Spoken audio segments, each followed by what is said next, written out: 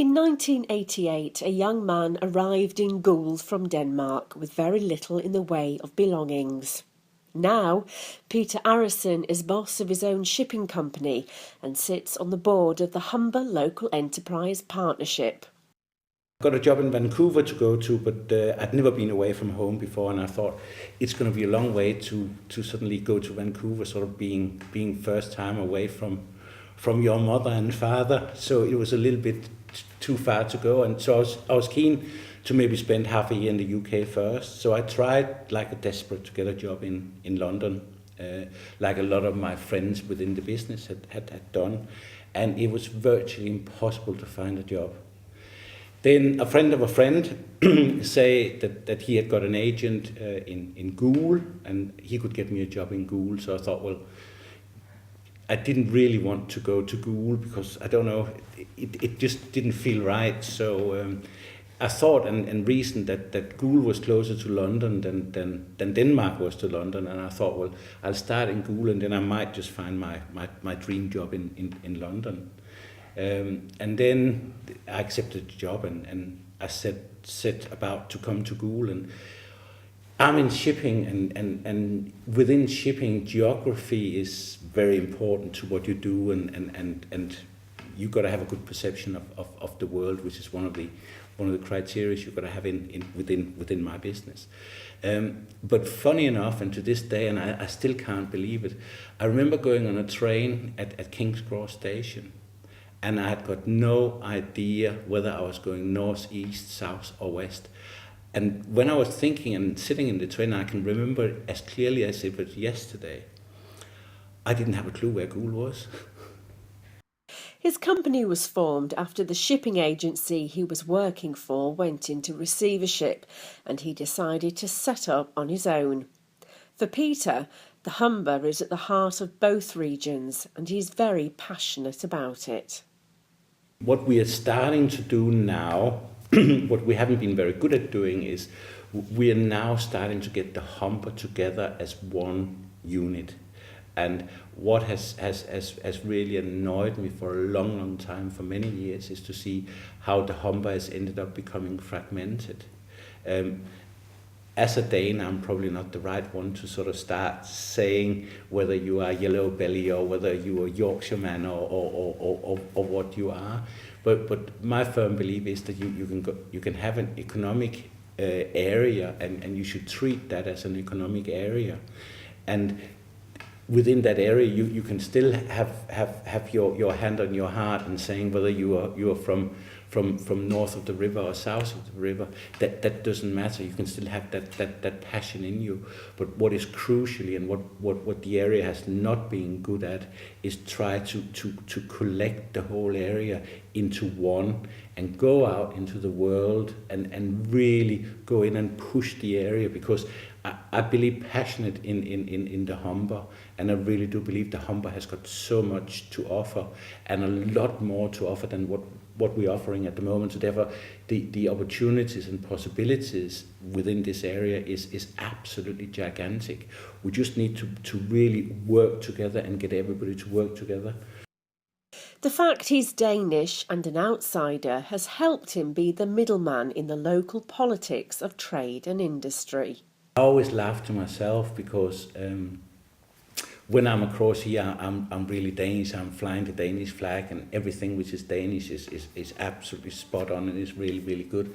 And I find myself when I suddenly go across to Denmark and I'm in the office in Denmark, I keep telling them all, well, it's done like this in England, and in England it's done like this, and it's a lot better like that. And so, yes, there are similarities, but I think the difference is you're able sort of to take some of the best out of the Danish and take some of the best out of the English and match it, and I think that has really been sort of one of the advantages of being able to see it from both sides and pick the best bits from here and from there.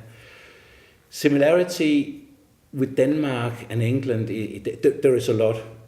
English humor is absolutely loved in Denmark. You can virtually go to sort of anybody and mention Monty Python, and they're fully on board with that straight away.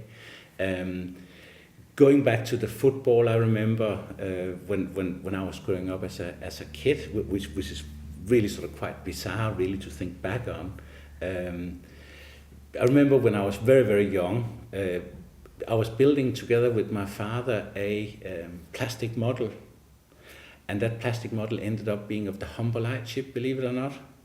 And what was quite funny was that it was built with an Airfix kit, which I think was basically made in Hull, and it was painted with I forget the name of the paint, but it was again a Hull company, and without sort of any prompting or whatever, my father's favorite football team was Hull City. So it was strange, but so again there was the similarities on the football. We were watching Match of the Day live every Saturday on Danish television. Started even in black and white, and then when you ended up getting color television, and it was very, very much there was very, very strong link with England.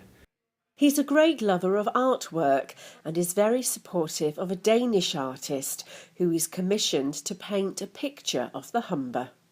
Yeah, that is one of my old trainee friends from shipping days, a guy called Jakob Herskin. He started out as a shipbroker. In fact, we started on the exact same day in business. Jakob was then traveling the world, doing more or less the same thing as I'm doing. And then he came back and he had sort of a complete break from shipping, decided he wanted to become a painter, and then he started painting, and since then he's really started taking off, and his paintings is getting very, very collectible now, not only in Denmark but really all over the place. And I've been lucky to be able to twist his arm and get a few paintings out of him. And funny enough, sort of more or less to emphasize my sort of infinity and work with the Humber, I've just commissioned him to paint a new painting, actually of the Humber. And I've seen pictures of it, and he's sent across emails of the painting, and all being well, it should arrive sort of within the next couple of weeks. From a commercial viewpoint, the Humber estuary is growing and has been likened to become the Aberdeen of wind. Peter has a great vision for what the future would look like, which begins with the Able Marine Energy Park and the Green Port. What I'd like to see as well is I'd like to see that the wealth creation on the Humber really get boosted. And when you talk, the only thing you can really do, you can only really work that out in how many jobs is being created. And when I say jobs being created, I mean real jobs. And I think with the sort of kickstart, it'll mean that we will be able to get into an awful lot of other projects. I'm hoping also that we will end up being a bit more adventurous and a bit more speculative and entrepreneurial in developing infrastructure on the Humber. I've got a personal wish which I really hope one way or another can be kicked off. We're talking so much about energy at the moment, and everybody is on about how the energy, how the big energy problem we got on the Humber. I think the government has been far too slow to decide whether we're going to have renewable and how much renewable energy we're going to have, and I think they definitely need to be kicked very hard on that to make sure that those developments will go ahead.